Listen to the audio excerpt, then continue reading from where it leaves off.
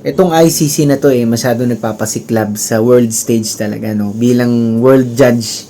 At gusto nila makilala sila na ganyan, respetado at kinatatakutan na lahat ng mga bansa.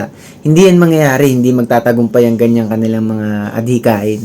Dahil ito nga, nasa balita ngayon, talaga nagiging against na ang mga world superpowers dyan tulad ng Russia, China at US. Ha?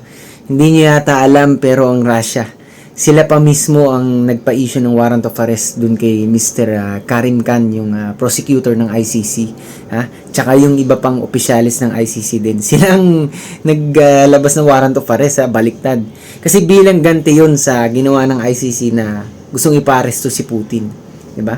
Yan, kita niyo yung kabaliktaran, yung ginawa ng gobyerno natin. Nakakatawa, diba? Nakakapanliit. Nakakagalit din dahil parang katrayduran yung ginawa ng ating administrasyon, di ba? Sinuko yung sarili nating kadugo. Oh. Tapos ang US din, hindi nyo ba alam, nagkaroon ng Hague Invasion Act yan. Ha? 2002 if I'm not mistaken, panahon ni Bush. Kapag yung mga sarili nila mga troops inaresto ng ICC, yung mga sundalo o nasa military personnel nila, no?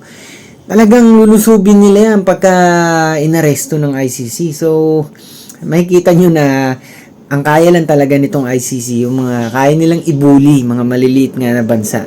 Pero tinan nyo, kahit si Netanyahu sa Israel, hindi nila ma-enforce, hindi nila mapasok talaga. Kahit magdala sila ng isang batalyon ng sundalo mula sa Netherlands o ano, hindi nila kakayanin talaga. Kaya nakakahiya yung pinupronta ng ICC ngayon, makikita nyo kahit sa page nila, yung tungkol kay Duterte, yung ibang mga world leader na galing sa bansang mga Africa, yung mga maliliit na bansa doon, mahihirap. Yun ang kinakaya talaga nila. So, para sa akin, magandang progreso to, no, na kahit papano, nararamdaman ng ICC na pumapalag itong mga powerful countries na ito. At sana, ma-rescue nga nila si Tatay Digong one day, no, na kung kaibigan man ng Russia at China, si Tatay Digong noon, so sana maipaglaban nila, no?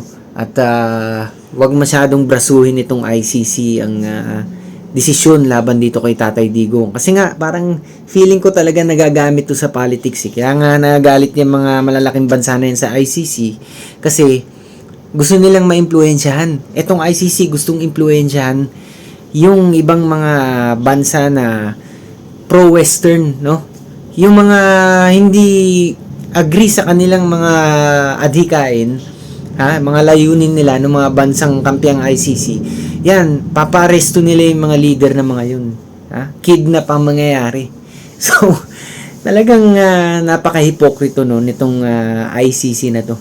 Dapat nga matanggal na yan kasi alam nyo, kung magtatagal pa yung ganyang sistema, hindi papayag naman yan sila Trump na pagbabaan nila ng posisyon, biglang may entrada na ICC dun sa Amerika.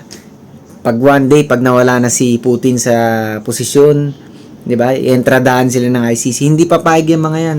Kaya feeling ko, one of these days, magkakaroon ng policy o ng batas na talagang magsusulong yung galing sa mga makapangyarihan mga bansa na yan, no? Na talagang madidikdik itong ICC na to. Sana lang.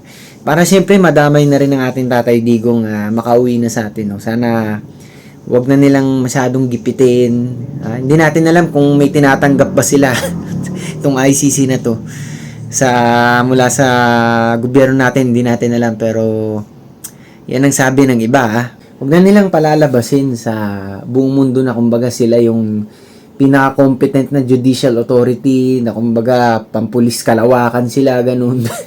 Na kumbaga sila yung tama lagi, di ba? Kasi nagagamit rin sa politika Kita niyo yung mga ebidensya na nandun sa ICC ngayon, wala pa 100, yung mga napatay daw, nung war on drugs. Wala pa 50. Mula dun sa dati nila sinasabi na libo-libo. Paano magiging competent yan, di ba? Kung sa numbers pa lang, layo-layo na ng pinagsasabi nila.